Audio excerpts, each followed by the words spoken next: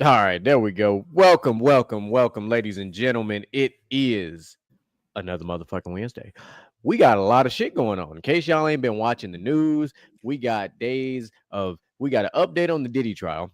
That's first and foremost. We have a live breakdown currently happening of the NFL schedule with some very interesting, intriguing games going down.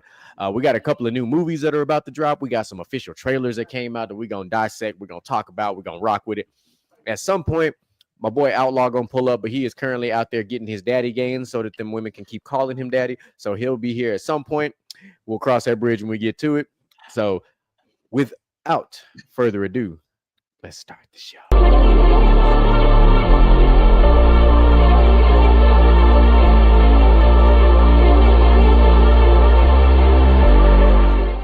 The following show is not intended for children under the age of 17. There will be foul language and adult content.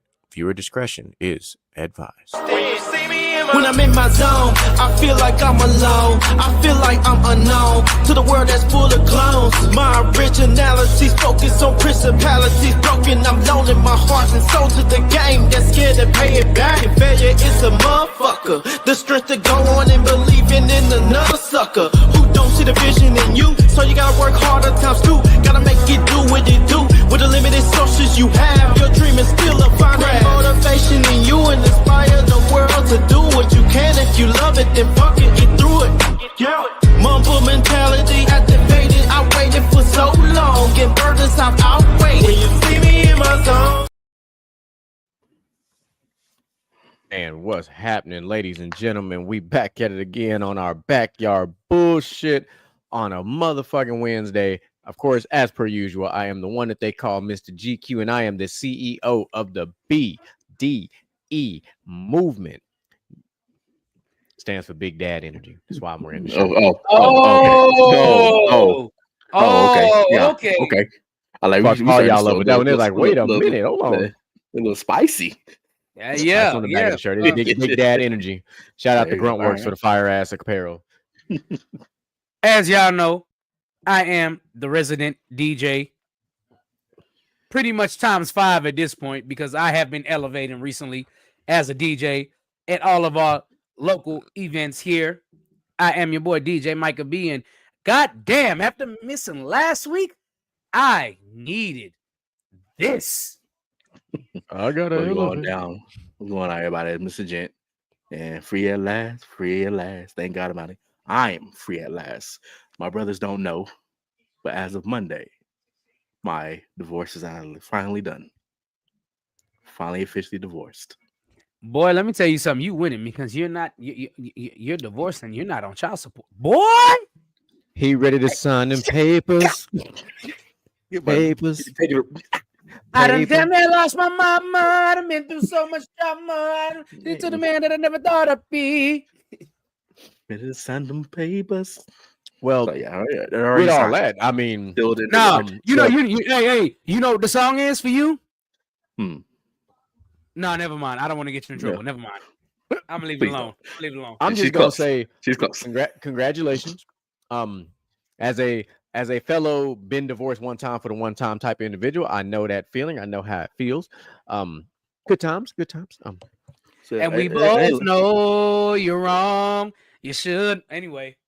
But I didn't lose nothing in this divorce. I mainly gained. So hey, Lord. You betting a lot of brothers out here because brothers lose. Yeah, I absolutely won on my first one, which is great. Like there was no losses to be had.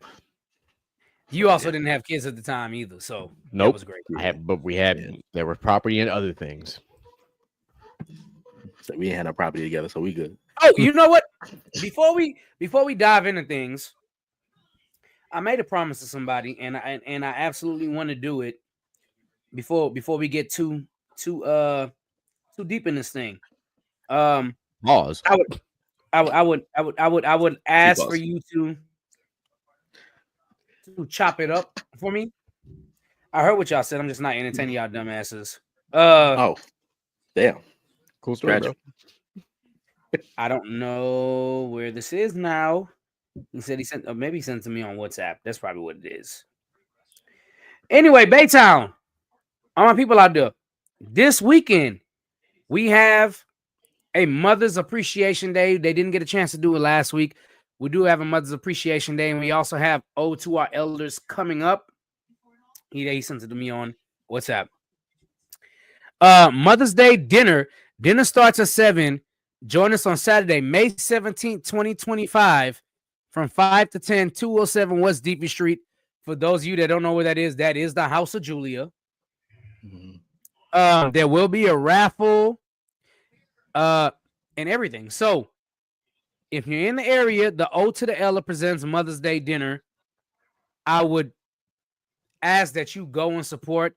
This is not only a Trinidad or Caribbean thing. This is a everybody is included thing. We have diversity of DJs.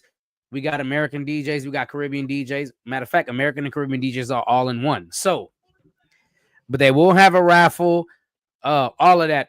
It will be May 17th, 2025. They did miss Mother's Day because there was a lot going on with the two people that are hosting this. I will be buying 2 tickets just to support. I cannot go that day, which I really wish I could. And that's because my future sister-in-law will be graduating, and we're having a graduation party Saturday. So if either one of you fellas feel like driving to Sugar Land and turn up with us, please feel free. But the rest of y'all out there listening, don't come. I'm gonna tell you right now, on Saturday, I'm gonna be hooping. That's what the fuck I'm doing. Is Barry coming? I don't care. I don't care. Barry, Jerry, don't give a damn. That nigga said Barry or Jerry. Like, I'm hooping. It's been too goddamn long because of all the shit going on at work. If they can schedule it for like 1 o'clock, I can come out there for 2 hours. We're gonna talk about it in the chat then. Yeah. I do gotta be in Houston for 12 to check out a venue where I gotta DJ in 2 weeks. And see how I'm gonna set everything up. But after that, I'll be back in Baytown. So, and for those of you wondering about my house and everything, we've moved in. I'm still here in Baytown because I mean, we paid this month's rent, so I have it on my laptop and stuff. So I might as well. Here at the we ain't set up the pod station just yet. Yeah, we ain't set it up. So at the beginning of June, you will see a little different setup. Oh yeah, I can't wait to get over there. I can't wait to get over there and set that up. That boy pod setup finna be fire. He finna be triple screened up. Like, but other than that, man. Other than that, how's it going? How's it going? What y'all got going on in y'all lives, man? What's up? This endless ass fucking draft we in. Bruh, there was no reason to have 7 rounds of a rookie draft and then backdoor and have 7 rounds of a free agent draft. This is stupid. No, it's not a free agent draft. It's just an IDP draft because we're getting IDP players. I understand. Yeah, but how many IDP players? How many IDP players are we gonna have on our roster? Because we're starting 2-2-2 and a flex. So we're actually starting 2 defensive linemen, 2 linebackers, 2 corners, and then I believe 2 flex. We're starting 8 positions. Like, that's why this draft is so crazy like that. They just didn't want me to win again. They didn't want me to come back and win this year because they knew. Listen, you're gonna be fine. I literally drafted a good chunk of your defensive players. And I appreciated you. I appreciate that. Like, you're gonna ball out. So and I came through and drafted some good 1, ones. 2, 3, 4, 5. Yeah, so we're starting 8 defensive players, which means there's no more defense. So we have okay. Sorry, ladies and gentlemen. Let me bring y'all in behind the curtain what we're talking about. So in one of these dynasty leagues that we're in, it's a very competitive dynasty league. I brought DJ Micah B in because I've been playing fantasy football with these fellow veterans of mine for a very long time, like going back to COVID. So the commissioner decided to go ahead and put a dynasty league together, but not like a normal, typical dynasty league. We had 28 bench spots, which was we did that so that people would actually trade. Like, so when you go into the waivers, there ain't shit there. Like, there is bare bones in that motherfucker. And it's also a fab thing. So now you also have to bid with your fab. You got $100. So in case you missed that part in the messages too, DJ Michael B, we got $100 before the season starts to use, and then we have $100 of fab during the season. So that $100 of fab is to use for the waiver wire when all the drafts are done. and then we got 100 when the season starts for the duration of the season. Just so you know, you don't spend all your money on one waiver wire pickup. But the way I drafted with my rookie I'm not draft, spending shit. I'm not like I said, spending the way shit my- on waiver wires. I Nah, know. the way my- Here's what I know. Me and you, we're good. Okay, we're Hey, listen. good. boys was shook after that trade that we did. Oh yeah, they were mad. And then yeah, they was mad. But so let's but the whole point about it was none of them could disagree that it wasn't a straight up fair trade. no. It was so very fair. yeah, and so to bring everybody into the mix. So in this league, where it's also a super flex, where ideally if it's a super flex, you're gonna start 2 fucking quarterbacks because that makes sense. I was carrying 4 quarterbacks on my roster. I was carrying Sam Darnold. I was carrying Kyler Murray. I was carrying who else am I carrying on my roster? Justin Herbert and Michael Penix. So I had a quarterback that was disposable. Well, DJ Micah B, on the other hand, did not have a third quarterback, which is very hard to have a 12-team league and have 3 viable quarterbacks because obviously 36, 32, you see the math there. So I also needed a running back. He had a running back. He wanted an upgraded tight end. I wanted a tight end that for a different reason. So, and I also didn't have a first round pick because I traded my first, my second, and my fourth for Justin Herbert and another player. I always forget the damn receiver. Keon Coleman. There we go. Sorry, Keon Coleman. So that's how that happened. But anyway, in this trade, I traded him Sam Darnold and Dallas Goedert, and then he gave me Chuba Hubbard, Pat Freiermuth, and I got his first round pick, which was the 1.10, which is the 10th pick in the first round. For those who don't understand the verbiage. So at the time, that trade seemed like, okay, no big deal. And then all of a sudden, the rookie Brooks is out for the year because he's put on the PUP list, which now means Chuba Herbert has become the, without a question, RB1 in Carolina. So now I have an RB1 for at least this year that I'll probably flip possibly later on in the season, depending on how shit goes. Because I also had a really good running back draft. I drafted the 2 running backs that were on my big board. All is good in the world. So that's just a little bit of behind the scenes. And right now we're currently in the second set of 8 rounds of our IDP league where we're starting. I don't think people understand that. And for the people in our fantasy draft, I don't think they understand next year is going to be a weak quarterback draft. It really is. I mean, this year kind of like that too, though. Yeah. So like the way people are reacting, it's like, yo, the quarterback draft is going to be, it's not going to be good next year. Like it is what it is. The quarterback draft comes in cycles. Yeah. I mean, unless you just believe that Manning from Texas is about to be the second coming of Peyton, which I don't believe. I just think he's going to be a UT does. I think he's going to be Major Applewhite. That's exactly who I think he's going to be. Wow. He's going to be good in college. He'll win games. How many games are playing college? Is it 13? 12. 12. Ball game.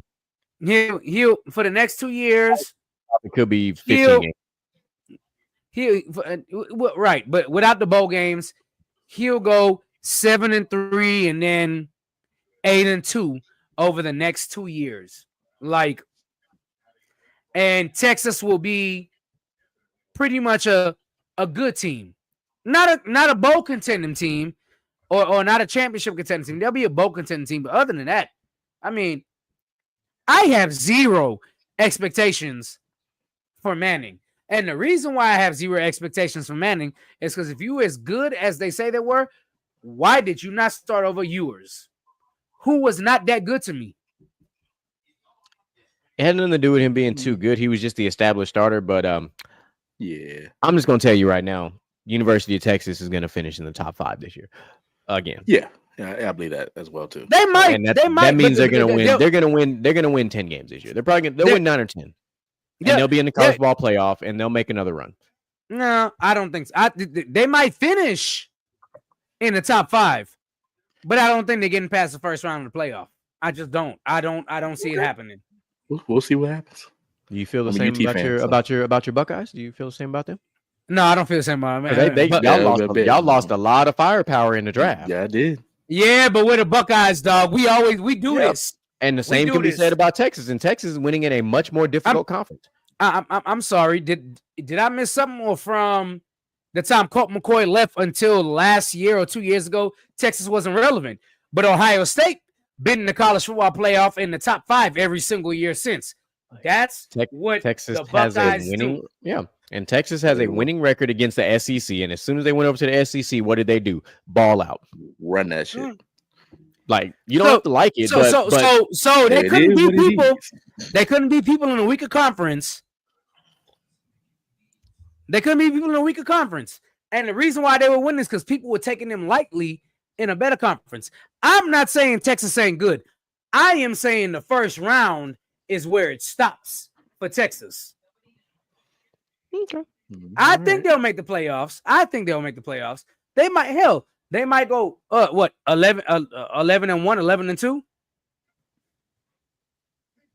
They might go 10 and 2. I mean, I'm not saying that can't happen. But what I am saying though is I believe in other powerhouses more. This nigga did not get on here and say Diddy's innocent. I believe in other powerhouses more than I believe in Texas.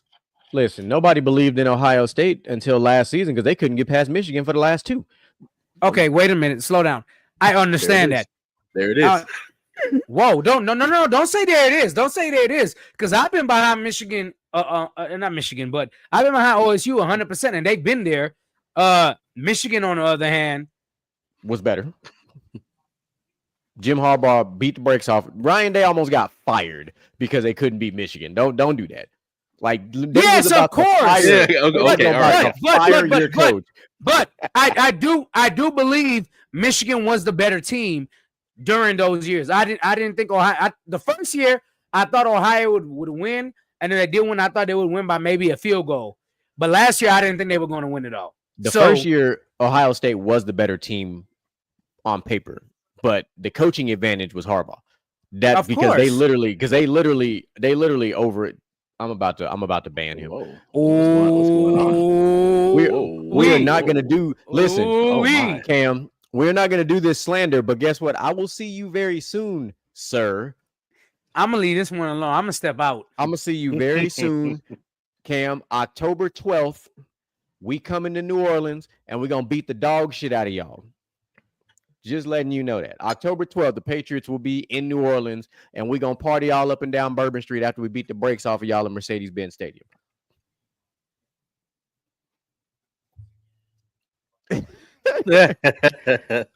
You know what? Say less. You got a VIP invitation. The first invitation over a year in advance. How about that? Live on the air. Pull up. Say less. I was talking to one of my coworkers today about it because he's a big Patriots fan too. We definitely talking about pulling up.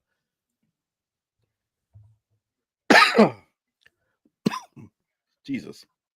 Yeah, you good? You need to pray? Yeah, right? Yeah, man. You need some milk? The wrong pipe. Drink hit the wrong pipe. Oh, okay. The drink did. Okay. Yeah. It's bad timing because we about to start talking about Diddy and you over there choking and shit. Like, yeah, let's not do that. Get it together. Listen, please don't bring the potato salad. Don't do that. We don't need no potato salad. We got plenty. We don't do that here. We don't do that kind of potato salad. But I see what you did there. It's gonna be good times. This schedule release has been great. Whenever DJ Mike will bring his happy ass back, we can start talking about the next part of this show, which is very important because we got to get to this mass update on this whole. There he is. We gotta get to this update on this Diddy case because I was at work today and I was watching this shit in the office and I was like, wait a minute, I didn't even know that the goddamn trial started. I didn't know. Because this is how much. Listen, folks, I'm telling you right now, if it's not NFL Network, Fox Sports 1. Or ESPN, I genuinely don't fucking watch the news. I just really don't. I don't give a single fuck about the news because it's always just stupid and negative and about politics. I don't give a fuck about nothing. We damn sure don't give a fuck about the weather either because we can get at all because I got it on my phone. I got it on motherfucking WeatherBug on my phone. Don't need it for shit. All right, I'm good. So I just so happened to be watching, and I was like, wait a minute, because on top of that, the only time I'll bring up politics on this entire show today is apparently there's a potential. There's been rumblings of an impeachment from the Democrats too. So there's that shit floating around in the air too. I'm like, oh, okay. I ain't never heard of a current president getting quote unquote impeached like so many times in his first small amount of time. Shit's crazy. But we'll cross that bridge when we get to it. 100 days. Yeah, goddamn, let this man can we get through a year first before we just start talking crazy and shit? Like, no, we can't. No, we cannot. No, the fuck we cannot. Yes, the fuck we can. Gotta be weasel. No, we cannot because the tariffs. Michael was so hyped he fucking froze. No, we cannot because of the tariffs. That shit's stupid. I ain't never seen somebody get so heated at the Wi-Fi start. Hey, calm down, big brother. Calm down. Xfinity was like, hold on, brother. Hold on, brother. Hold on.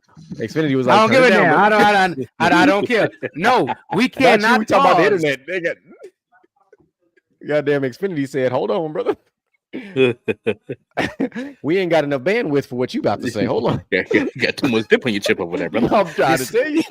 Get that chip off your shoulder real quick. Hold on. No. Xfinity came in here and slowed down my enemy because they knew what the fuck I was gonna say was the truth. They were like, "Hey, this nigga about to spit. Turn that shit down. Cut that nigga off right now. Cut that nigga like, cut him off." Oh shit! But let's get to the updates. So yeah, we can talk about what the fuck goes on with this. Nah, he froze.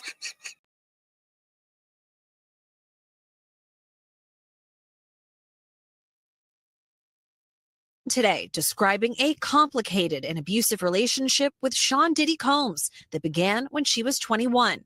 He controlled a lot of my life, Ventura said, calling Combs a scary person. Ventura testifying that they had violent arguments where he would mash my head, knock me over, drag me, kick me. She said a few months into their relationship, Combs suggested hiring an escort to have sex with her while he watched. My stomach churned, Ventura said. I was confused, nervous, but also loved him very much and wanted to make him happy. Combs called these choreographed sexual encounters freak-offs. Ventura today detailing how she and Combs would stay awake for days, taking drugs and having sex with strangers. She said at one point they happened weekly.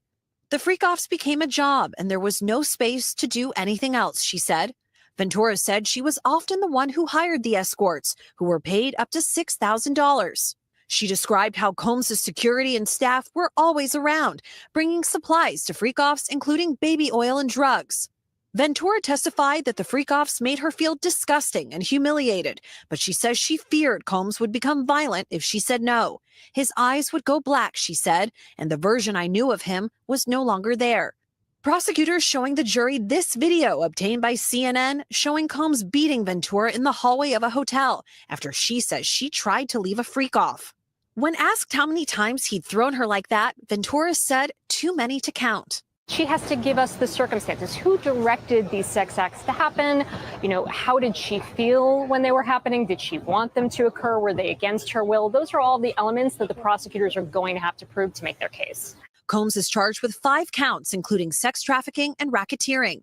Lawyers for the music mogul acknowledge he's engaged in violent behavior and drug use, but say the acts at the center of this case were all consensual. Several of Combs' family members were again in court today, including his mother. At one point, Combs gesturing towards them with his hands shaped as a heart. And Chloe, you were in the courtroom today. What were Ventura and Combs' demeanor? Lester, Combs was visibly nervous. At one point during Cassie's testimony, he re-entered the courtroom and he looked over at his family and his eyes widened and he let out a visible sigh. And as for Ventura, she was very emotional. She was crying on the stand when reminiscing about the relationship, and she's set to testify again tomorrow. Emotions running high in a Los Angeles courtroom today.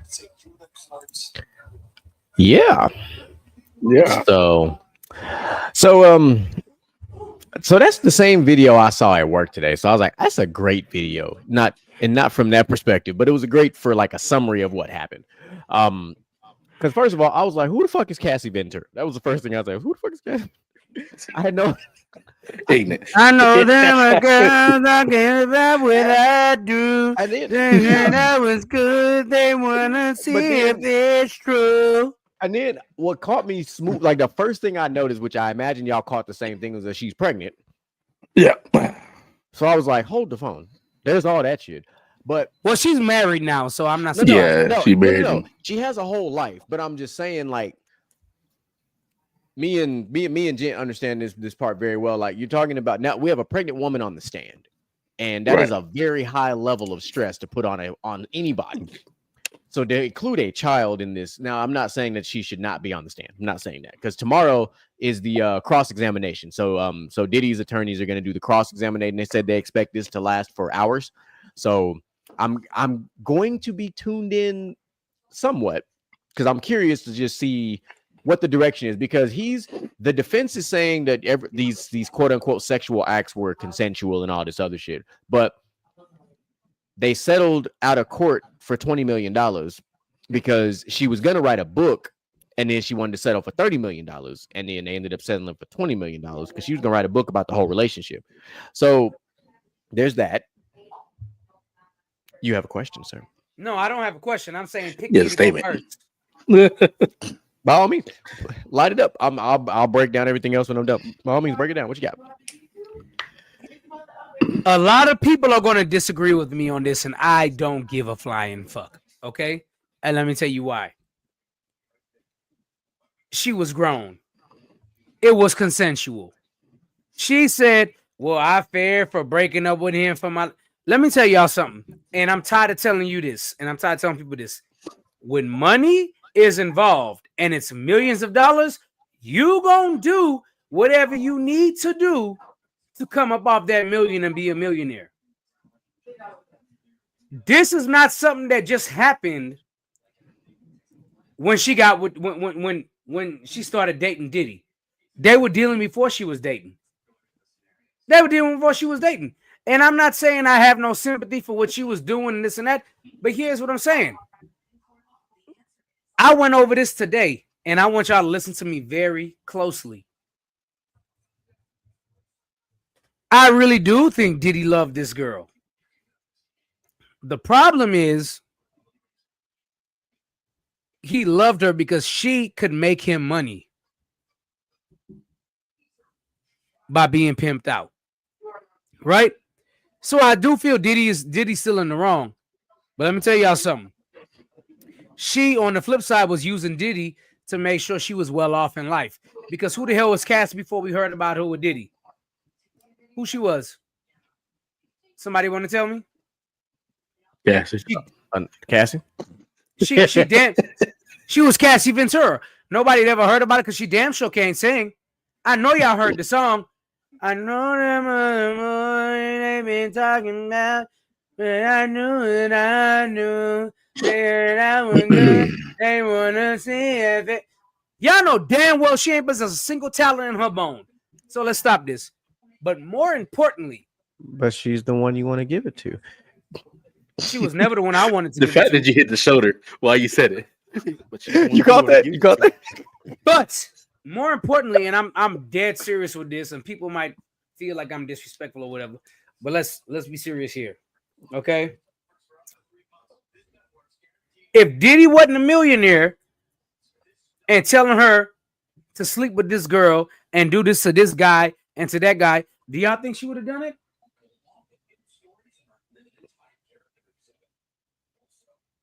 Because last time I checked, and I posted it on somebody post today, I think it was Chris Rock that said this, the only thing in life loved unconditionally is dogs and women. Men are loved on the condition they provide a stable life. And that's a fact. No woman out here is going to sit there and stay with a broke man for more than 2 years. Meanwhile, stop. Okay, just stop.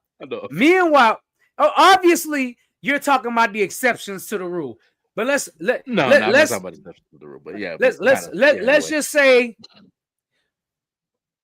-3%. Let's just say -3%. Your dad will tell you not to do it. Your mother will tell you not to do it if you're a girl. Your family will tell you not to do it if you're a girl. That is a fact. I don't want to hear nothing else. There's no, bro, without the exception of maybe 1%, there is no woman out here that's going to take a man that doesn't work a full-time job and making at least half or more than half the money she makes and take care of him. None. So I don't want to hear that shit. She sat there and did whatever this man said because he was a millionaire and she was getting paid to do it. It was consensual. And I'm not saying it was right, but it was consensual. You signed off to the fact. You're in court saying, well, he wanted me to do this, so I did it. So it was consensual. He wanted me to do this, so I did it. It was consensual. You agreed to being paid for what you did. Now, him beating on her and things like that, different. You know what I'm saying? That's abuse. I don't want nobody else to get it mixed up with that. But I guarantee you, for the first 3-4 years, when she was famous and making money and things like that, she was consensual with it. I'm guarantee you, because Diddy was making her more money than she ever made in her life. When it started getting on her nerves, when she stopped being famous and when she started losing money. And I'm not sure what I walked into, but this man is heated. I mean, just because we're doing a recap of the Diddy trial started today. I'm heated. I'm only heated because of what she said in court. She said he made me do this, he made me do that. No, you did this and that because he was a millionaire and you wanted the money if you did it. And that is my issue. I'm not saying he's not wrong, but I'm also not saying, nigga, you're right. You did it because this man was a millionaire and you knew he would pay you for it. Okay. All right. So, is that your Denzel? Often? What's up? Yes, we don't get to do this very often. So normally, DJ Micah B goes off on a tangent. Absolute spits fire. It's fantastic. Outlaw does what Outlaw does and gets all the way the fuck unhinged, and it's fucking fantastic. Mr. Gent does whatever it is he does based on, you know, what he had for dinner that night. I'm actually going to push back. And it's for a very different reason, because we're going to stick to the psychology of this situation. That's the only part of this I'm pushing back on. You said everything was consensual because he was a millionaire and this, that, and the third. Cool. There's another C word that we're missing. Coercion. Because you can be coerced into consent. 100%. Millionaire or not. We've seen this in many of SA type cases. We've seen this in many cases where the man or the woman who is the powerhouse in the scenario uses coercion because it's one of the greatest psychological tactics you possibly That's not can. a fact. Hold on. That's not a fact, Moolage. You can't say that because it's not a fact. Yeah, we don't really know. Don't be trying to get us canceled on YouTube. We just got here. But hey, big facts. Like, but hey, you gonna have Diddy put a damn car bomb underneath our shit. Look, I know too much information. I'm trying to tell you, but I do believe this because I've seen this in too many instances of these types of relationships, and coercion is something we don't talk about enough. But I do believe that played a massive factor in this. Yes, the money and all this stuff was fantastic, 100%. Because, and we got to quit calling Diddy a millionaire because he's not a millionaire, he's a billionaire. Let's not do that. Let's as much as we don't like this man did make it to billionaire status. This is a whole other concept. So now we're talking about a next level of coercion, because it's not. This is the same thing. Let me put my words in this the right way. This is the same thing when we see these fucked off ass relationships where we see like a 70-year-old man and a 22-year-old female. That's how I viewed the relationship of Cassie and Diddy. There's still a level of coercion because guess what? You still gonna have to come off some shit to get some shit. Now, once he saw that you gave an inch and an inch and an inch, he said, how much can I really push this envelope? And he pushed that motherfucking envelope off the table. And that's why he said, you know what? I'm about to start having these freak offs. This is going off of her testimony. I don't know what's factual. I'm just using her testimony. But then he started using her to recruit other females and started paying her to pay the escorts and all this stuff. Basically, he brought her into the world to work, similar to the Epstein case when he brought the secretary in, and the secretary was out there recruiting and bringing them hoes in. It's similar, ain't the exact, because that Epstein shit was wild. It's similar. I imagine Diddy would probably did some Epstein parties too, and they probably swapped parties and swapped partners and probably swapped each other for all we know. Shit, we don't know, but all these things to me are on the same level, because what Micah said, he's right. He did love her the same way that Ike loved Tina, because Tina made a lot of money for Ike. Now I'm not saying Ike wasn't talented, because Ike was talented, but he wasn't Tina. Diddy is talented. Cassie's there. Say what you want about Diddy. Say what you want. There's musical genius and talent there, because we grew up in this era where we heard all of his music now. So we know. She saw that. She rocked with it. That's what happened. That's my only pushback on everything that DJ Micah B said. Is just that one part. The rest you of heard it, that though? Yeah. So my pushback to what you just said was she saw that and she rocked with it. Because let's be serious. Do you think outside of her one song where she got famous that Diddy produced, do you think she would ever got famous?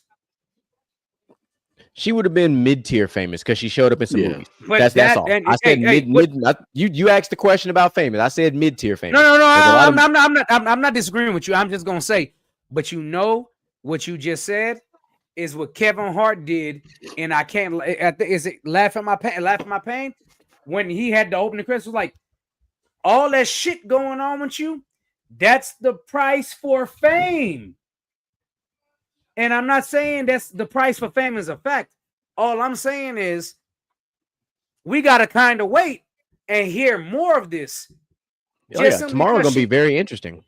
She's in court saying, well, we did this, this, and this, and this, and this.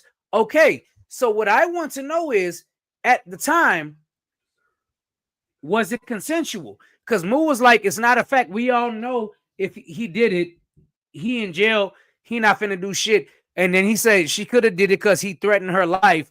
He did have Kim killed. We don't know if Diddy had Kim killed. That's one thing for sure. Secondly, it's massively speculated that's about what we know. Yes, it's massively speculated, but we don't know. We don't know. No. And then more important, and all I'm saying is I'm playing devil's advocate and arguing the second side. Okay? And here's my pushback to everything y'all said, right?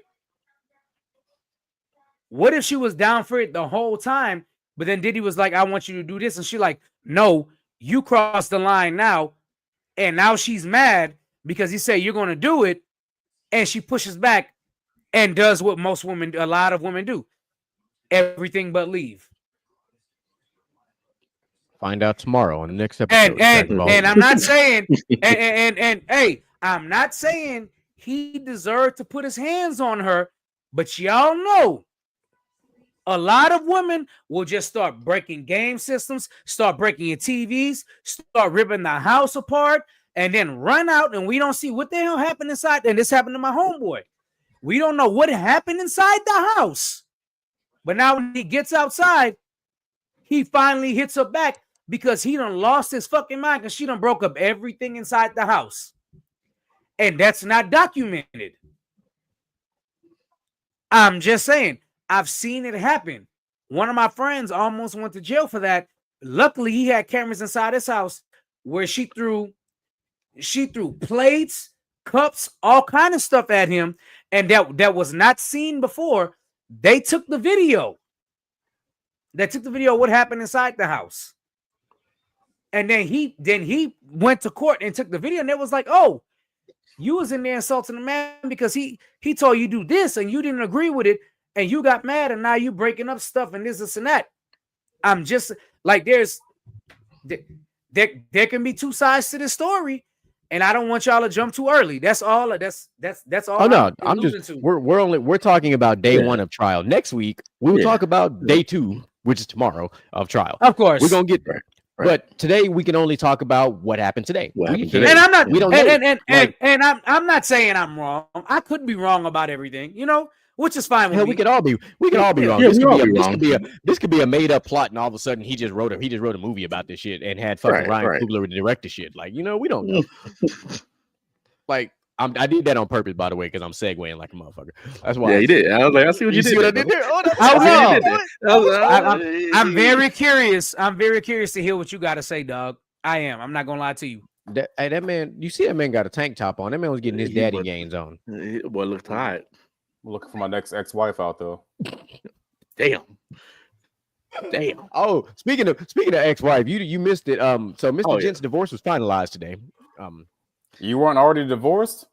No. You got a girlfriend and a wife, nigga. Damn, something like that. You Muslim now? Hey. Oh,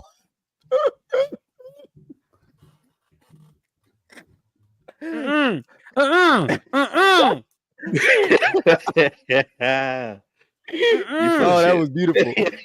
Oh shit, that was fantastic. I mean, valid question. Valid, very valid. I just wanted to know, like, how does he get a wife and a girlfriend these days? What am I doing wrong? Separated, and then do what you do. He never did. When we were together, we never turned our backs on each other.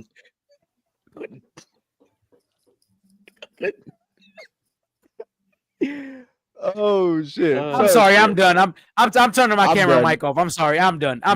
It's all right. So while he's doing that, Outlaw, you came right on time. Pause. Whoa. Then you was talking about calling that man daddy. It's big pause here. You heard me. I said it. I caught myself. But pause. I said it.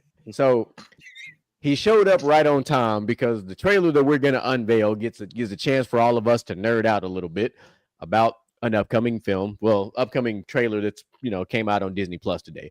So give me like 35 seconds.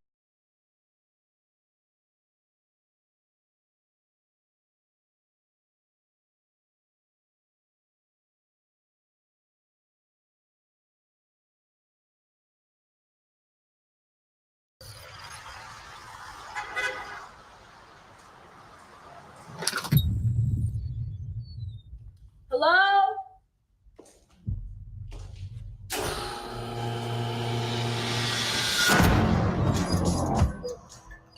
For real?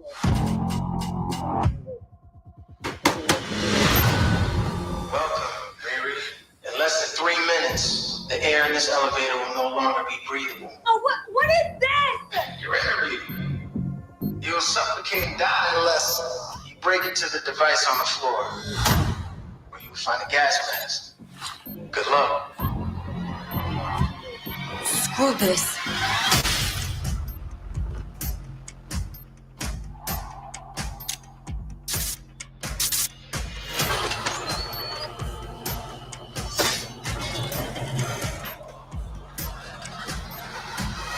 I heard Riri Williams was a genius. So you in or out?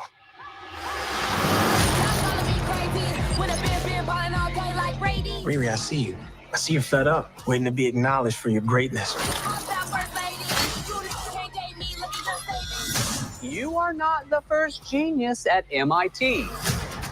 How come you're not working at one of those fancy tech firms? After my internship abroad, I want to build something undeniable. Something important. Iconic. It's a brand new I can give you the tools to help you carry out your vision. But anyone who's ever accomplished anything iconic in life has had to do some questionable things to get it done. What will you do, Riri? You've bitten off a hell of a lot more than you can chew. I could chew a lot.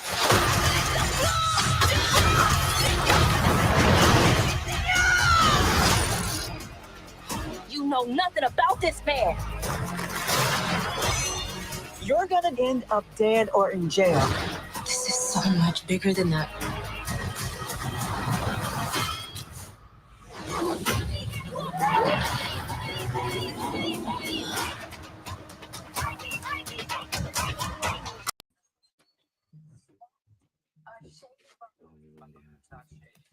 Perfect. So, Perfect. what are our what's the initial thoughts on that crazy ass trailer? I was never really a big fan of Ironheart in the comics, and in Wakanda Forever, like she was kind of cool, but like I feel like they'll give anybody a show these days. I mean, seeing the Hood as the main villain is kind of cool. He's pretty dope in the comics. I don't know.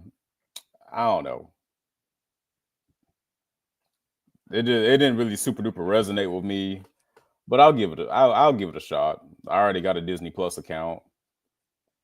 But what I will say, if you haven't seen it, y'all need to go see that Thunderbolts. Now that was good. People have been saying some crazy things about that. Like they've been saying it's actually better than, I guess, anticipated. I guess is the way to phrase that. Oh yeah, Thunderbolts was actually pretty damn dope. I feel like it's one of the best Marvel films in a hot minute. That's what a lot of the critics different, did. but a good. Since Shang-Chi, I feel like it's the last great Marvel film. Hey, Shang-Chi, hey, where that man been at? I've been waiting like the last 4 years for him to pop back up. Like that was a dope ass movie. Yeah, no, we got to get it. We got to get a second. Shang-Chi was dope. As far as this film goes, or this series goes, I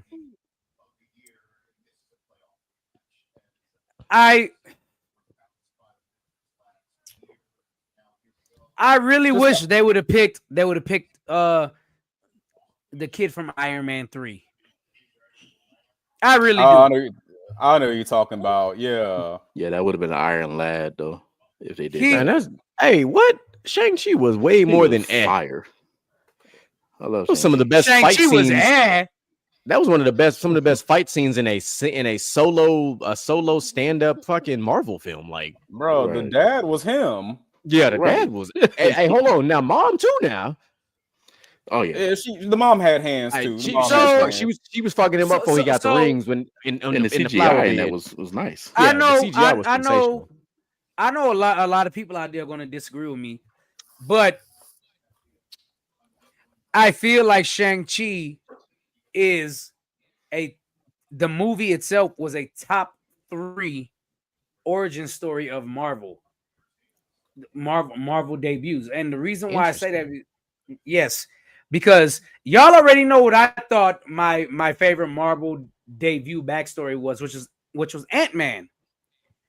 Ant-Man could have stood alone by itself as a movie. I thought Ant-Man was fantastic. I feel like Ant-Man 1 and 2 are good movies. I'll give you that. 1 and 2 100%.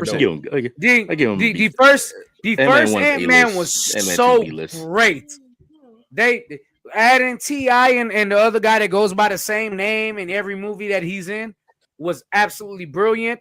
I think Ant-Man, Black Panther, and Shang-Chi has the best origin stories in the Marvel universe. Because I thought the Incredible Hulk story wasn't that good. No, I didn't think. I thought Captain America's was good, but I give it like a B+. Thor's was to me. Thor's was absolute garbage. I'm not even gonna lie to y'all. I don't know how y'all feel about that. Don't do that. I feel like the only good Thor movie is Ragnarok. Yeah, Thor's story was rushed. Right. So like when the first Iron Man was really good too. I'm not gonna lie to you. The first and second one, yeah, too. Yeah. I just watched Iron Man 2 this past weekend. Iron Man 2 was, and that's what I'm going with. I think Iron Man 2 is better than Iron Man 1, which is why I don't have Iron Man 1 in my top 3, but I have Shang-Chi in my top 3. That's for me. Iron Man 2, on the other hand, is definitely in my top 5 of Marvel movies.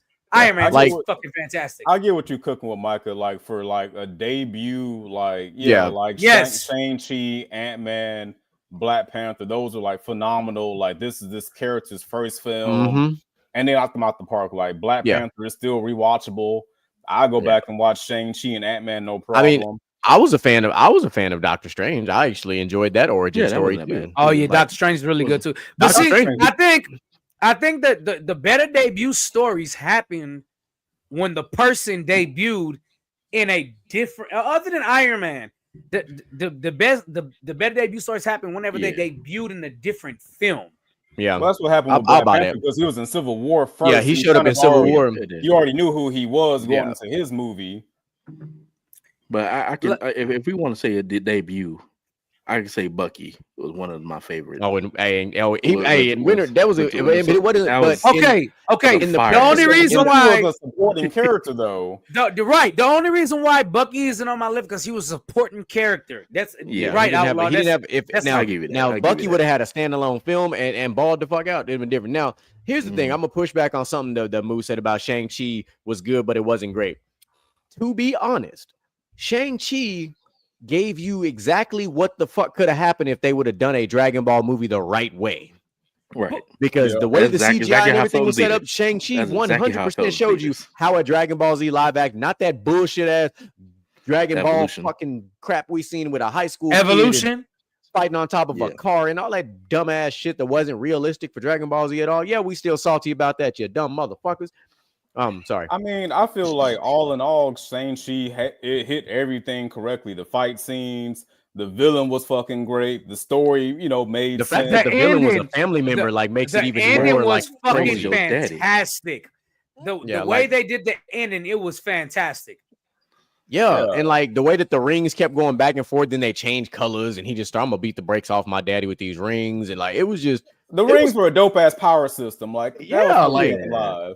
Like when you think about it for what it is, action game with them kind of rings. Yeah, give me a double. And then of course, my favorite. Like then of course my favorite Marvel character was that nigga in the movie in Wong. He was that nigga, boy. I'm trying to tell you. But I mean, we've seen him back with Doctor Strange though too. Like he's been around. Yeah. He's been the guy. But he was just that in that movie. He was that nigga. Like, come on. Couldn't nobody fuck with Wong. He was clowning. He was clowning people in that movie. Mean, he beat Abomination like easy, handily,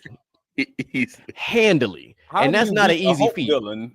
Like not like how you make him look like a regular guy. Like Wang was over there. Like, you know what? I'm gonna go fight in this random ass fight world and just fight in these octagon like ass shits and just start whoop. Yeah, let me whip up this little corner real quick. I'm gonna be right back. Wong low key that nigga. Like I really fuck with Wong. Yeah, like and like I like Strange sometimes. Oh yeah, for sure. I fuck with Strange. Strange is one of my favorite characters. So. At the end of the day, he kind of is Doctor Strange teacher, dog. So like that shouldn't surprise us at all. Well, he was Doctor Strange's teacher when he couldn't feel his goddamn fingers. I mean, technically, Wong is Sorcerer Supreme. Still to this day, yeah. He technically is Sorcerer Supreme. That's what I'm saying. Like Wong been that nigga, but he in Shang-Chi, he flexed. He flexed big time in Shang-Chi. Yeah. And then nobody was on his level. Yeah. And then kind of going back to what Outlaw was talking about earlier about the rings and seeing him in a video game with like a Devil May Cry. I see your Devil May Cry and I raise you Infamous. Ooh. Seeing Cole with them rings would have been dope. Like evil Cole with them rings would have just fucked everything up. Just give me another Infamous or just remake the first two. Yeah. Great games. But look, we also got a Battlefield coming this year. So that's the guy Infamous is the guy with the lightning, right? Yep. Buddy. I never played it. I used to watch Jerry play it all the time, though. Infamous is cold, though. That's such a great fucking. That game never left your system. I remember every time I go to your house, you had Infamous. Still, and Infamous 2, Infamous Second Son. We had them all 4 of the games. We had all 4 because the 4th one was the one with the female. Okay, Moo, I get that. Good, but not great. That's fine. But that's all the Marvel stories. They don't dive Marvel deep into the origin. But Marvel as far as they dive all into, the chords. That's what I'm saying. As far as they dived into Shang-Chi compared to other people, Shang-Chi was very good. My daughter Zari says hello. Hey, Zari. What's happening, Zari? What's the deal? Zari, baby. You want to say hi, Calissa? All right, Calissa said hi to Zari. I see you froing over there, cousin. Today was Curly Fro Day. That's just, Curly Froku type shit. Speaking of movies, I saw Sinners last night, and I thought it was actually pretty good. It was different. I'm telling you. Give me a rating out of 10. Out of 10, I give it like about a 7.5 out of 10. Look, I ain't gonna hold you finally an honest rating. the way the box office it. numbers and everything You else had been to going, like go see it. If you're able to go see it in IMAX, go see it in IMAX. I just Man, want to you see it ain't- in Why would general, that but the boost way the my rating? work schedule, my work schedule set up, I need one of them fancy websites we used to use all the time. Mhm. That's not the only goddamn way I'm gonna watch it. Hold on, real quick.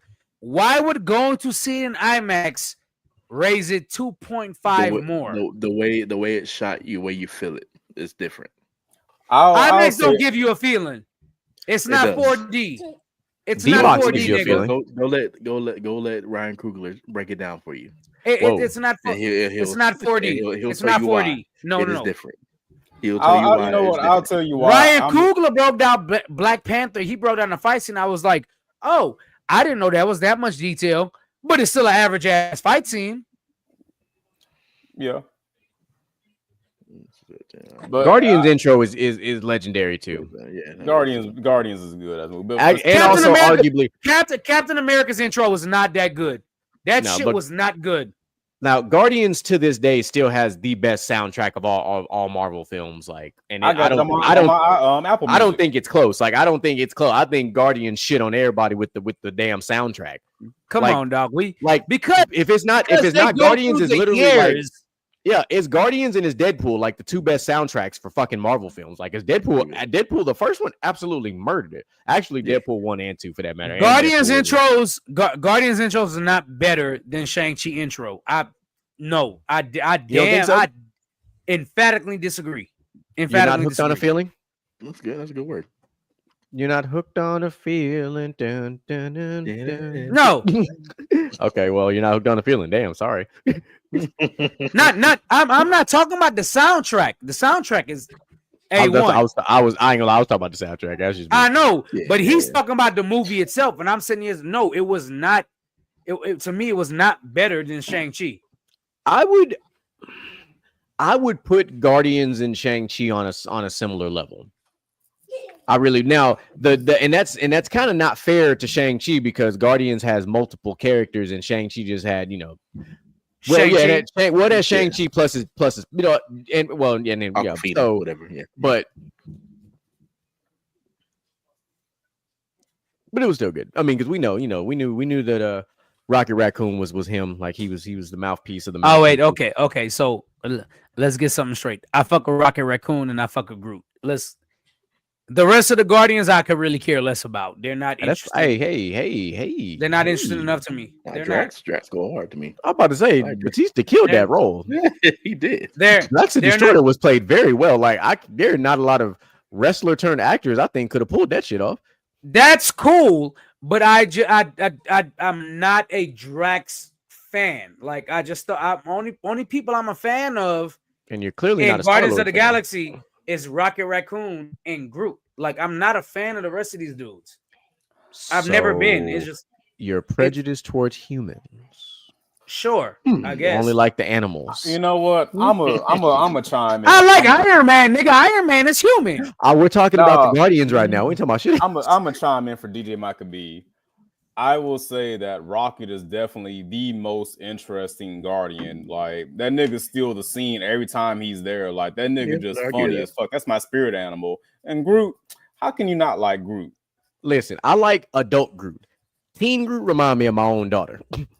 I like them both. I love Baby Groot. Because Baby Groot made me want to body slam, and that my daughter I made me want to don't. body Okay, slam her. hold too. on. Let me address it real quick. You realize Drax is severely on Yes. the yes, Yeah. I 100% do. yes, we do. And the Hey, comics, I'm- he's that and- nigga. and- In the and- comics, Yeah, And he's just I'm he's not- funny to me. And So see- is and Gamora see, too, but they this watered is- her down too. This Yeah. this is the problem right here. People that read the comics like us and our strong people is have a problem with how weak people are. I am judging the movie basically on the movie. I don't give a damn what they do in the comics. We are talking about the movies they make. And when we're talking about the movies they make, Drax's debut wasn't that damn good. he The got Guardians washed. of the Galaxy debut wasn't that good. It wasn't. In the comics, yes. In the movies for Marvel Studios, no. Hell no. I will say this though. Guardians of the Galaxy has the best ride at Disney World. Like that, if you ain't rode that damn Guardians ride, that Made my daughter motherfucker cry. live. Made my daughter cry. Hey, Guardians will have you feeling some type of way when you get off that motherfucker. Like that motherfucking ride. The Guardians ride and the Avatar ride are how you fucked up. And also about the Guardians, that nigga Star-Lord was basically just Chris Pratt playing himself. I mean, it's him in any movie. Yeah, he plays the same fucking generic white motherfucker. Which is why Star-Lord sucks as the character in Guardian of the Galaxy. And in the comics, he has a different personality. He's not a fucking goofy ass nigga. Like, he's very serious in the comics. Right. Well, yeah, Star-Lord in the comics is like, we're gonna do this, and then they're gonna go do that. Yeah. This nigga's gonna die, and that nigga will die. Like, yeah, for sure. He's basically like, if you ever play Doom, he's basically Doom guy in space. Like, that nigga in the comics is very serious. Like, he don't fuck around, like all that making jokes and ha-has and kiki and shit. Like, that's just Chris Pratt. Like, that's not really Star-Lord. Yeah. And that's what I want people to realize. I'm strictly talking about the movies. And Moo said just making sure, like, yeah, I'm strictly talking about the movies. In the movies, they made a lot of weak ass debuts for a lot of strong characters. Oh, you bring up the biggest one, Captain Marvel. The fuck? We're not gonna talk about that. We're gonna pretend. We're gonna listen. We're not even gonna bring that name up. If you bring her name up again, I'm gonna mute you because that was disrespectful. That's what the fuck that was. That was disrespectful. Here's my Captain Marvel hot take. They should have fucking cast Charlize Theron as fucking Captain Marvel. If you ever seen Mad Max, you know who I'm talking about. There's that. Well, if you don't know who Charlize Theron is, I can't help you. Like, but I'm just you sleep under a goddamn puddle of water. Yeah, I can't take Brie Larson serious as Captain Marvel. Like, she's actually a great actress. Like, in other movies, she's phenomenal, but she ain't Captain Marvel. Like, they should have cast Charlize Theron. Like, that's the bitch I would have taken serious as Captain Marvel. Not to call her a bitch because she's, but like, she's just she's tough as shit. As a descriptive word. I see what he did there.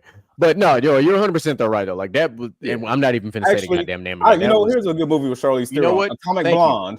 Thank you. Atomic Blonde. Atomic Blonde was great. Mooley's 100% right. It was a disgrace. And what? Oh, we're not going to talk about that one either with Photon. That was It was horrible. It needs to be redone. Yeah. I don't normally call for reboots, but that needs to be the fuck booted.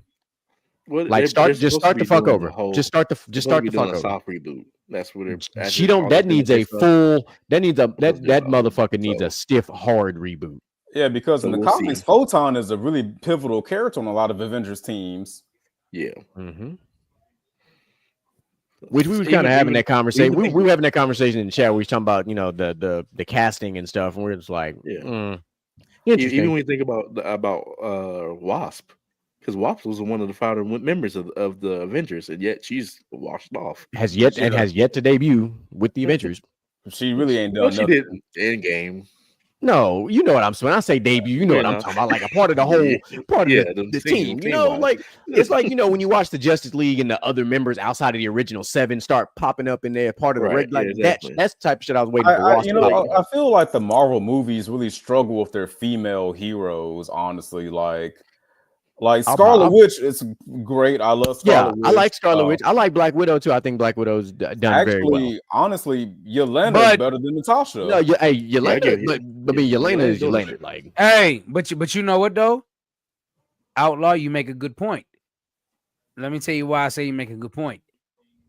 Scarlet Witch origin story after what is that? Avengers 2, Age of Ultron.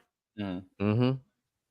They had to put her in a Doctor Strange movie. They kind of butchered her character there, though, a little bit. Yeah, they kind of. I'm just saying that right there in itself shows the difference. For sure, it shows the difference because they didn't think Scarlet Witch could carry a movie on her own, so they put in the Doctor Strange movie. I feel like she definitely could have. She's like low key one of the best Avengers. And she's the most talented Olsen. I say it. Yeah, Elizabeth Olsen is a phenomenal actress. Like, I don't understand why they just didn't give her her own solo movie. Like, because her show was actually listen, fantastic. WandaVision was arguably one of the best goddamn Marvel shows. It's top 3 Marvel like shows. the fact that people, when I would ask people, "Hey, you seen WandaVision?" Oh, I can't watch that. I Love Lucy looking at shit, bro. Get past the first 3 episodes and try again. Because first of all, those first 3 episodes are pivotal. Because she loves me. Listen. The amount of character and story development that happened in them 3 black and white ass episodes laid the groundwork. Because I'll tell you what was fucking trash was fucking Agatha. Agatha was one of the worst fucking shows. I actually haven't seen Agatha yet. My brother, don't do it. Don't waste your time. They went into a circle. They went in a circle. They really need to go in that motherfucker. It was horrible. But like characters that don't deserve their own show. Agatha. Yeah. That's because that was fucking about trash. Ironheart. Like, I don't know who asked for a Ironheart show because she's not that popular in the comics either. I mean, yes, but they needed another Iron. You know, they needed another genius. Is what it is. No, hear me out. Why the fuck does Ironheart get a show before War Machine gets a fucking movie? Like, y'all because Don Cheadle is old. That's it. That is it. Because Don Cheadle is old. I guarantee Armor Wars is supposed to be a show. War Machine is not. Yeah, War Machine is not that interesting of a character to have a standalone film. Like, I don't think you can make that story believable enough to where people are going to go to the theaters and watch it. Like, it's like I love War Machine. I love the character War Machine, but as a standalone film, absolutely not. It would be worse than Ironheart. Can I ask y'all a question? It's like because truthfully, he got his shine in Iron Man 2. Like, he really got his shine in Iron Man 2. And then he died in the other. But he got his shine in Iron Man 2. You had to think about. I got a statement. Secret Invasion. We don't talk about Secret Invasion. We don't talk about that yet. We're not there yet. What you got, DJ Mike B? I got a statement. I'm scared. Right. War Machine rocks. Okay. Yeah, I fucked with it. War Machine rocks, and y'all understand the origin of that statement. Now let's get down to business. War Machine could not do a movie because Don Cheadle was too old. Even if Don Cheadle was younger, I just don't. There's not enough of a story because here, and it's not. To me, it has nothing to do with Don Cheadle. In this reason, just look at Rhodey's story. He's a fucking military kid. We've seen a million military-based things in movies and shit, and it's like the most tired out timeline story out there. Yeah, I don't see what they could do for an interesting. You're making a mecca. That's really what why do you think that the Green Lantern story is so trash?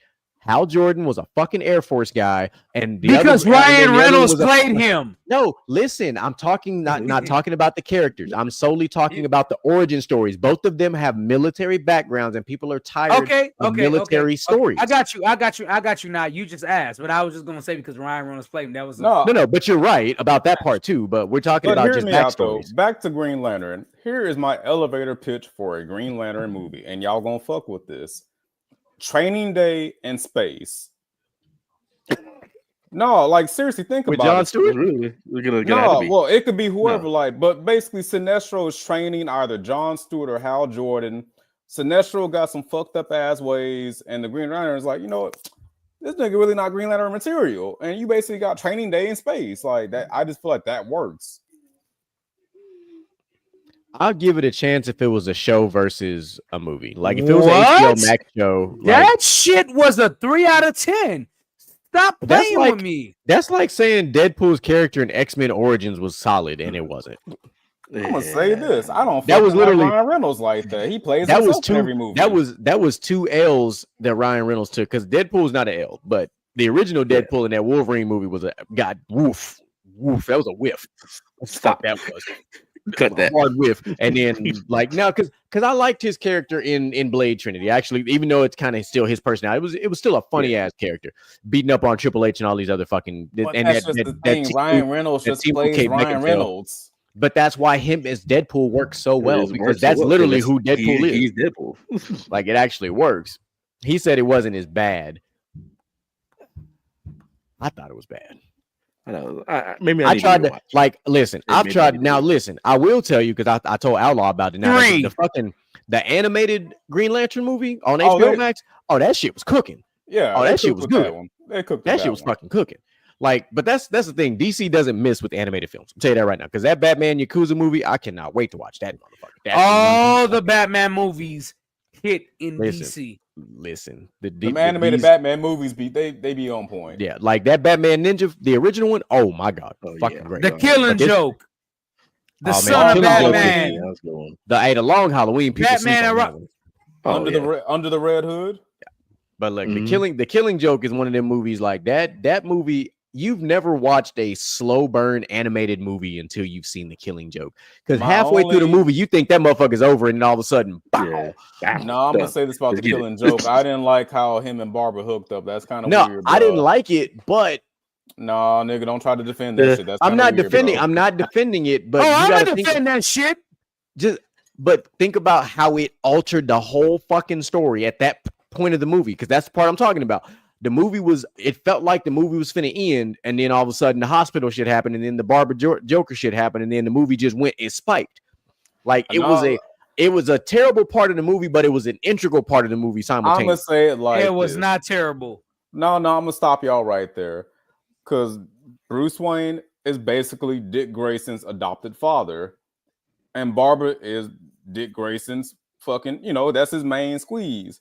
You over here basically knocking down your son's girlfriend. Like, come on. No, like that's against like all kinds of bro codes. You just kind of a hoe for that, Bruce. He could be. It happens in real life. But that's what happens in real life. That's why I fuck with it. Because I don't want to know what kind of fathers you know that do kind of shit like that. I mean, he also he's staying Catwoman. There's stories about him and Wonder Woman. Like, I mean, Bruce is him. Bruce that man. He really is. My man is the Dark Knight slinging Dark Knights. Like But you don't violate your adopted son's girl like that. Like how do you come back from that? You don't, because in the Batman Beyond universe, that's why they never spoke to each other ever again. All I'm saying, I know he's in jail. But R. Kelly said, "Cuff your chick." Bro, going after your daughter-in-law is and that's his best friend's daughter. That's Jim Gordon's daughter. Like, you knocking down your best friend and your son's like somebody knocking the boots. Y'all not gonna sit here and defend Bruce. I'm not defending it. I'm just laughing because it's like I'm going to sit here and defend it just because it was a comic book story, dog. Like, it's not real life. I know it's not real life, but I'm just saying, like, Bruce a hoe for that. No, you're right. No, yes. I'm not saying nobody denied that man is a hoe for that. No one ever put Bruce at the daddy of the year. At all. That motherfucker is a failure as a father. Now, in that instance, his parents looking up at him from fucking hell, like, son, that's not right. Not from hell. Oh, yeah, right.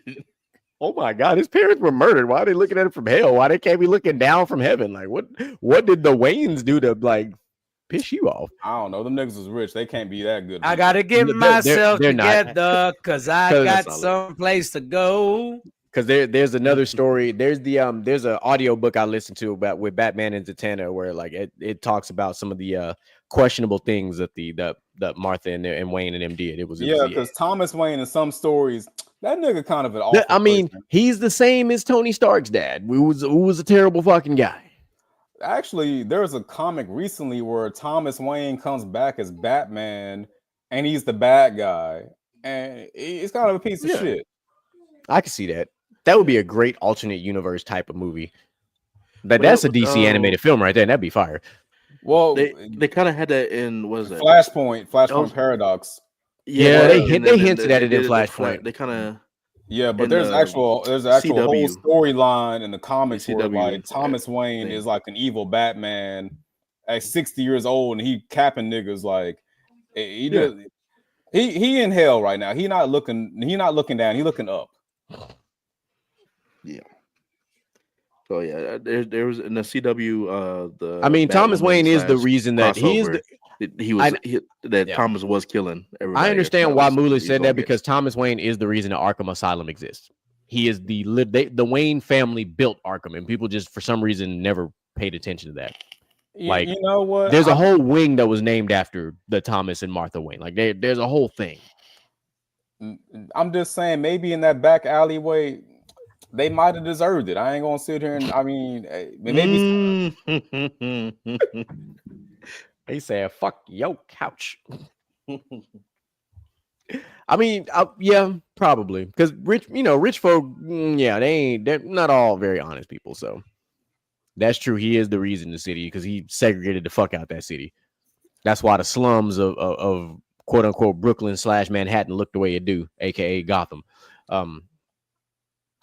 But now that we've got on that fantastic tangent, ladies and gentlemen, Bruce, we're gonna everything, so I'm not gonna let that one go. And I'm with you, but we're gonna segue. We're gonna throw a proverbial alley-oop to Inside the Huddle, and we're gonna just kind of briefly talk about this fucking schedule release, because the Sunday night and the Thursday night football schedule is out for the 2025 NFL motherfucking season. So we got to talk about a few things. Most importantly, the opening goddamn game is an NFC East matchup between the Philadelphia Eagles and the Dallas Cowgirls. That shit's fucking wild. That's an interesting way to start the season, but that's how we're doing it. But fuck all that. That is a great opening game, and it's not even the best game of the first 6 weeks, because it's literally week 2. Because during week 1, September 7th, Sunday Night Football, Baltimore versus Buffalo. That's what I'm talking about. MVP versus MVP. Derrick Henry, the first running back over the age of 30, making $15 million with that contract extension today. Fantastic. Love it. I wanted to circle one more. Oh, yeah, the Thanksgiving game. Thanksgiving game is a big one, because we have got on Sunday Night Football for Thanksgiving, we have got Cincinnati and Baltimore. It's going to be a really good game. Week 14, this is specifically for you, DJ Mike, will be December 7th. The Houston Texans and the Kansas City Chiefs. Should be a really good game. Texas don't play good on Sunday night. I'm not gonna say. I'm just gonna say that. And then I'm circling that week, the week 11 matchup, November 16th, because it's Detroit versus Philly. So yeah, that's good. That's gonna be a really good game too. So that takes care of that. I'm gonna highlight a couple of these Thursday night Amazon Prime games, and I actually like the one that comes out in week 2, September 11th. The Washington Commanders and the Green Bay Packers. I'm a big fan of that. I think that's going to be a very entertaining game. Yes, my child. I know she came back, and it's time for night nights, so I need you to go get in your bed and you're ready for night nights. Thank you, ma'am. I'll see you in a minute. Now, back to where I was at. All right, the Black Friday game this year, Chicago versus Philly. We're going to really see what kind of quarterback Caleb Williams really is, because that's in week 13. That's late in the season. Right. We're going to find out. You should be in the swing of things. You should be. Should be. An intriguing matchup is actually week 8, and it is the Vikings versus the Chargers. Why? Jim Harbaugh, being the coach of the Chargers, playing against his Michigan quarterback in J.J. McCarthy for the first time. Intriguing for the storyline purpose. I don't know how the game is actually going to be, but it's intriguing for the storylines. There was one other Thursday night. Oh, yeah, week 14. December 4th, Cowboys versus Lions. I like that. Oh, and then Christmas night, we got another division matchup because we got the Broncos versus the Chiefs.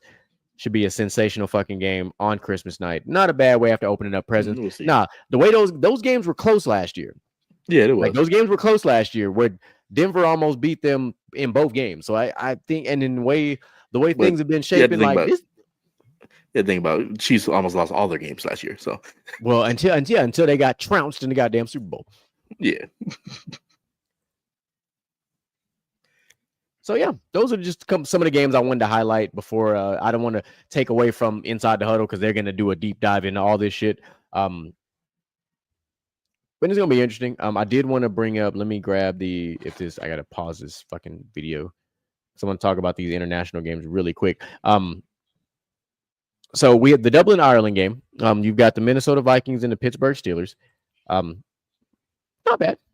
Not bad for Dublin. Then we got Minnesota again playing in London against the Cleveland Browns. We may or may not have Shedeur Sanders starting in an international game. That could be interesting. We have a game that I have no idea why it's a game, but it's a game. Another game in London, and it's the Broncos versus the Jets. No one cares. Oh wait, CJ. Aaron cares. Rodgers last season. He ain't playing for either of them teams, so it really don't matter.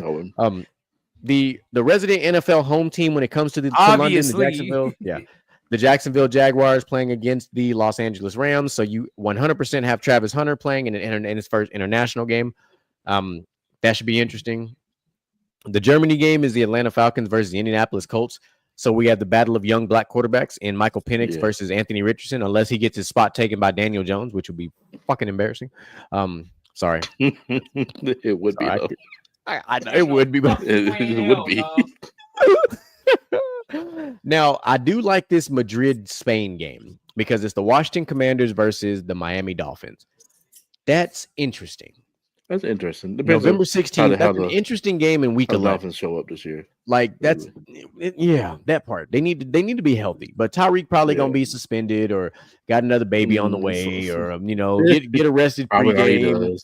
Doing whatever the fuck Tyreek Hill does before. Have a baby by me, baby, you be a millionaire. Shit, now when you have 11 goddamn kids, you had 3 kids in one NFL season, my boy. Have a baby by me, baby, you be a millionaire. I've said enough about Tyreek Hill. I feel like I've gone on a tangent about him before, but I'm gonna talk about these women that keep having babies for him. Like, you already know that you got to have a whole orientation packet to be his baby mama. Like, you already got to circle your available days for visitation with this nigga and shit like that, or the Zoom calls and what have you. Like, him and Nick Cannon, like, why do y'all keep having kids with these niggas? And hold on, you also got to circle the days of the verbal abuse. Okay, I'm gonna tell y'all why again. He can't keep his hands to himself. I'm gonna tell y'all why again. Have a baby by me, baby, you be a millionaire again. He ain't got no much money left, man. I mean, he could have been like Anthony Edwards and just just pay that 18 years off. I'm a future in that too. Since you're such a millionaire, Tyreek Hill, how about you get a goddamn vasectomy? I'm gonna need listen. I'm gonna say this. I don't get to do this very often, but I'm gonna say it. We need to normalize fucking vasectomies. That's what the fuck we need to do. I'm gonna say it because it don't change a goddamn thing. I done had a vasectomy for 5 fucking years. It don't change shit. My sex game is fantastic. All right. I get to have sex carefree. I ain't got to worry about no uh-ohs, oopsies. I missed my period late. I ain't got to worry about none of that shit. This Boy, nigga, I'm shooting up the club and I ain't killing nobody. This nigga out here shooting BBs. I'm latex will have you sit on the edge of your bed. I'm trying to tell you, but you know what? You know what I don't have to do? I ain't got to buy no plan B. That is absolutely right. But have a baby by me, baby, you'll be a millionaire. Shit, not by me. I ain't no millionaire, so she ain't gonna be a millionaire with me. I'm broke. I'm a broke ass salary employee. Nigga, I've been broke since 2011. I don't even know what to tell y'all. You're not broke. You just financially challenged. Broke is a mindset. My brother, we are middle class broke in this economy. We make great money and we broke because of the way the shit is set up. Middle what? How much? Wait a minute. How much you think I make a year? You not that far from myself and Outlaw. Honestly, first of all, they already talking about you got to make 75 to 80,000 to be considered middle class. I ain't making that. You got to make what? You said 75 to 80? Yes. Oh, that's really why me and Outlaw fucked up then. In this economy. I mean, I'm not gonna put my salary out there, but it's a really nice salary. But in this economy, as a single dad, I need help. Outlaw. You heard it. You heard it in your voice. Hey, wait. Everybody. Hold on real quick. I got a quote. Y'all all seen a lottery ticket, right? Yeah, a long ass time ago. Right. Nigga, I'm broke. Broke. You understand me? Broke. That man's hurting. That man hurt. And I'm trying to be like Mike Epps on fucking All About the Minute. 15, 30, 45. Here's the crazy part. The median household income. The median household income in the U.S. is $80,000. That's for a 2-parent household. Is $80,000.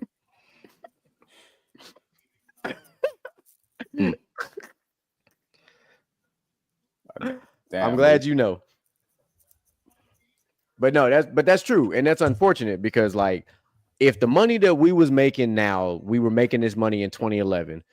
Boy, if I had, my God. I will say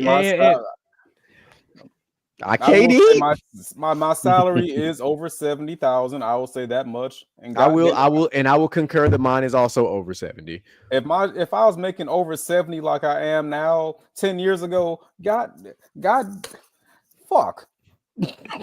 That what he said.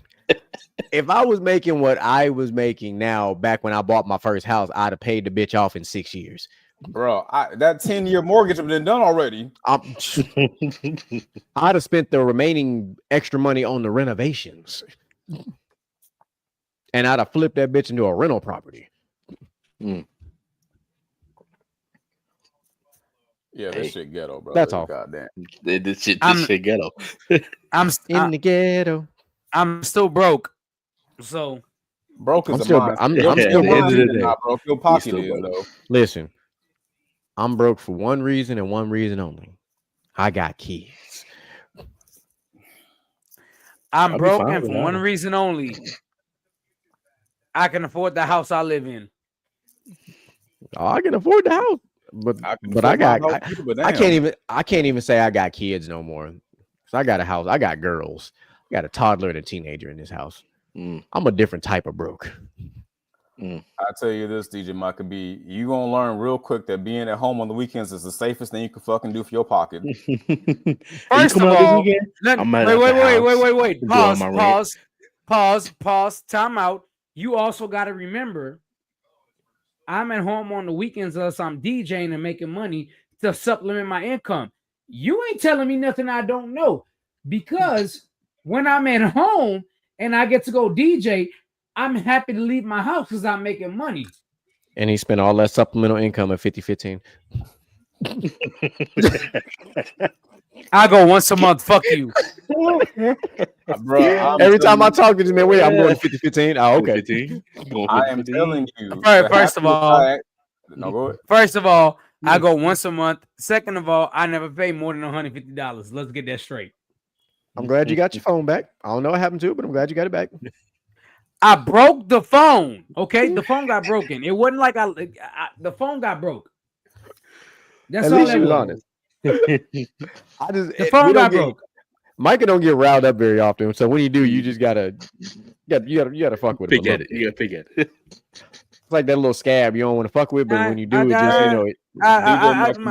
my phone broke, dog. It is what it is. That ain't had nothing to do with me paying the bills. I will say, Micah, one thing you need to invest in for your house: get you a goddamn deep freezer. That shit gonna save your life. I have a deep freezer already. It just ain't there yet. It's still at this house. Oh, Micah, make sure you check on Barry after the show. Celtics won 127-102.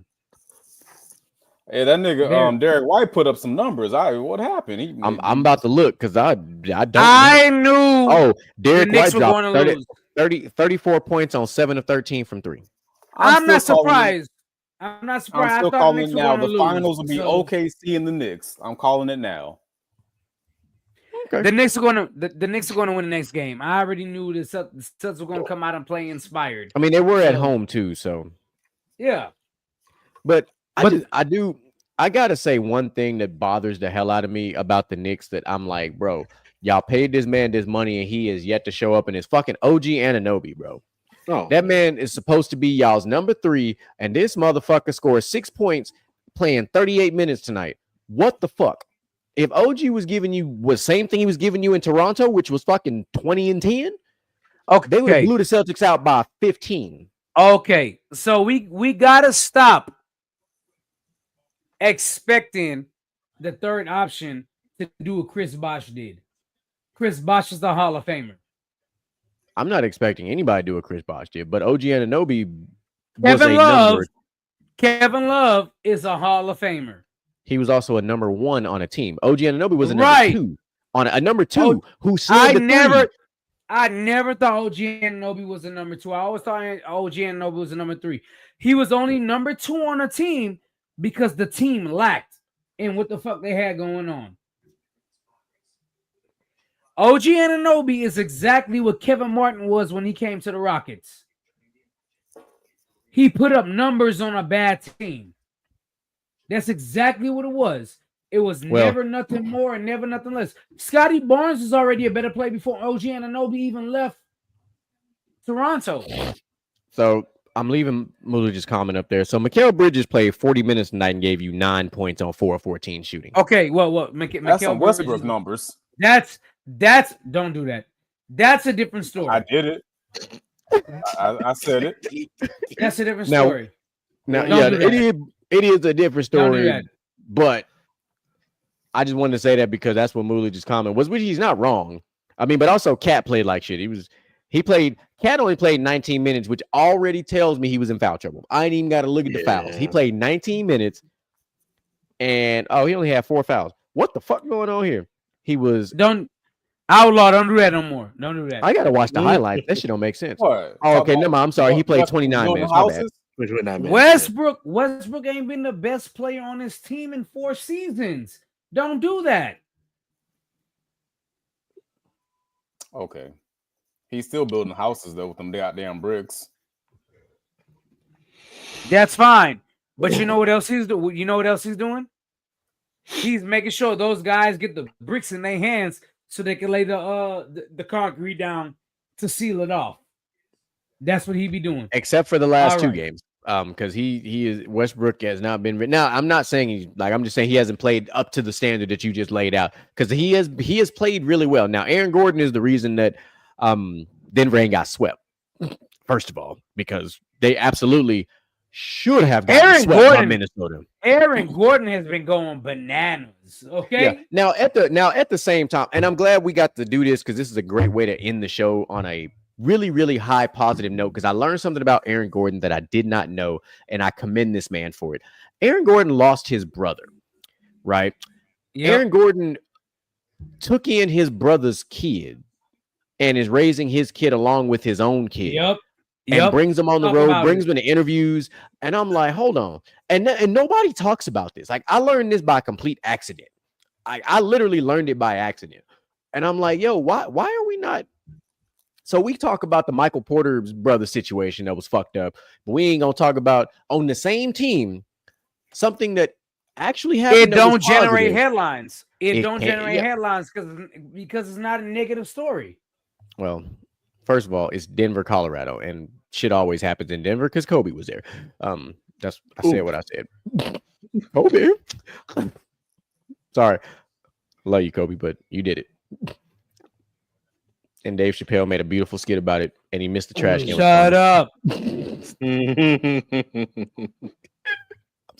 I'm sorry.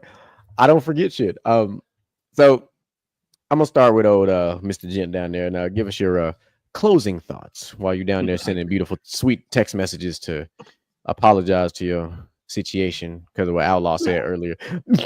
I ain't worried about He trying to get out. He trying to get out the dog. He trying to get out the doghouse right now. Y'all don't realize it. when he turn off his backdrop, it's really him outside right now on the back porch.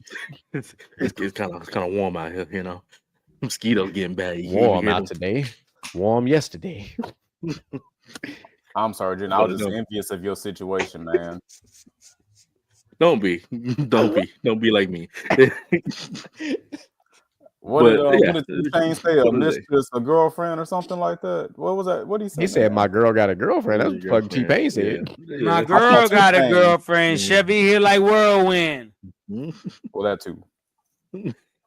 Go on, Mr. Another great show. It's great to see everybody finally back together. You know, y'all go ahead, hit the link tree, where is that? We got it's in the comments. It's in the description of the video. It's gonna be in the description of the video. Yeah, another great show. See y'all next week. Shit. Outlaw. So I was late today, so I didn't get to kind of go into why my tagline is the way that it is, but it speaks for itself. Splash some water on it first. At least do that. If you know, you know.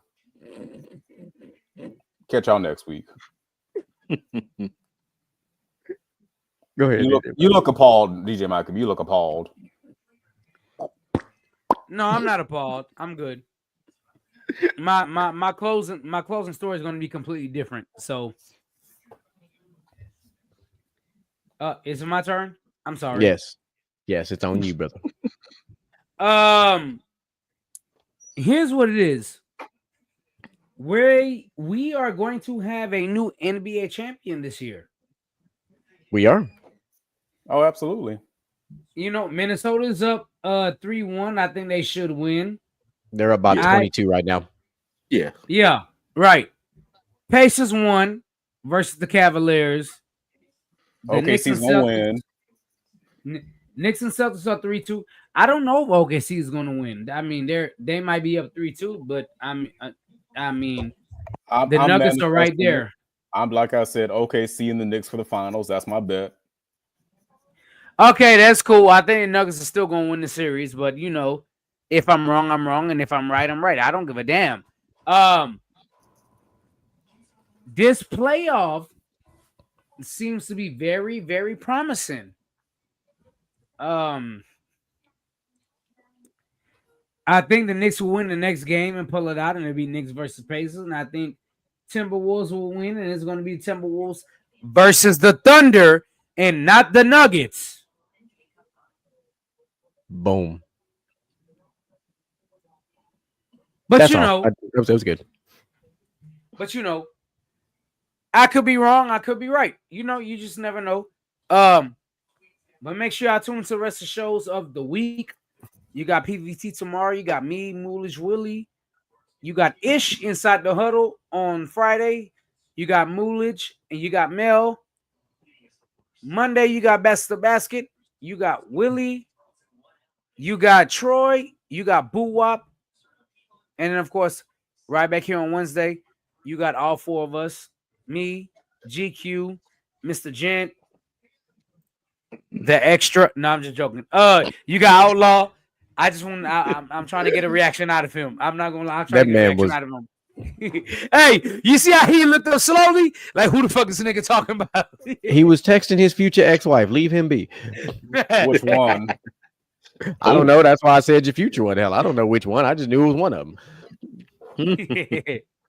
I might start collecting ex-wives like Tyreek Hill collects baby mamas. I don't know. God damn. That's too many. My man got a. No. But make sure y'all tune into us all week, man. Y'all already know what it is, especially here on Wednesdays. Your talk show, your favorite show, right here on From the Sidelines. Gentlemen's Talk. This is what we do. Make sure you tune in. I am out. I'm this shit to Mr. GQ. Y'all go ahead and close us out. All right, so outstanding. Loved everybody being back in our regularly scheduled program. Like the way that Mr. Gent says it, same bad channel, same bad everything. But we here, we made it. Great show today. Had fun just chopping it up. We told y'all it was gonna be some shenanigans and tomfoolery. So if you didn't read the headline before you timed in, you learned. Sometimes we just be on some shit, and today we was on some shit. I left Mooley just comment up for a reason, because there was some in some baseball controversy today, but I did not want to bring it up on the show because I just knew that Mooley and them was gonna talk about it tomorrow. So I'm gonna let that be where it lay. They're gonna take care of that tomorrow. They probably not gonna wear no shoes because they're gonna be shoeless. That's my little pun. I'm gonna let y'all lead off with that. If you don't catch the reference, you don't watch enough baseball. They got a backlash show going on because there's a lot of shit going on with WWE, lots of layers. We have a huge NXT pay-per-view coming up called Battleground. So that shit's going to be wild. NBA playoffs is still rocking. The NFL schedule release is out. So all of my fantasy football folks, get your drafting together. We are in rookie mini camps. Get your teams together. My dynasty leaguers, keep doing what you're doing. Also, Mooley's want to leave a special message here. So he said they got a special guest coming on Friday, and y'all don't want to miss it. I don't know who it is, but I'm going to tune in anyway because I like to see what the fuck going on from afar. Chat, we love y'all, man. Y'all always keep us rocking and rolling. Y'all always give us a good old time. If you are not following us on our resident socials, by all means, take a look at that link tree in the description of the video tonight on the Facebook page and on the YouTube channels. It's right there. Appreciate Mr. Jim for making that for us. That's going to link you up to the TikTok, to the IG, to the everything that you need, and get all things From the Sidelines and Gentlemen's Talk. And as per usual, ladies and gentlemen, we love y'all. We appreciate y'all. And we are out. Motivation in you and inspire the world to do what you can. If you love it, then fuck it.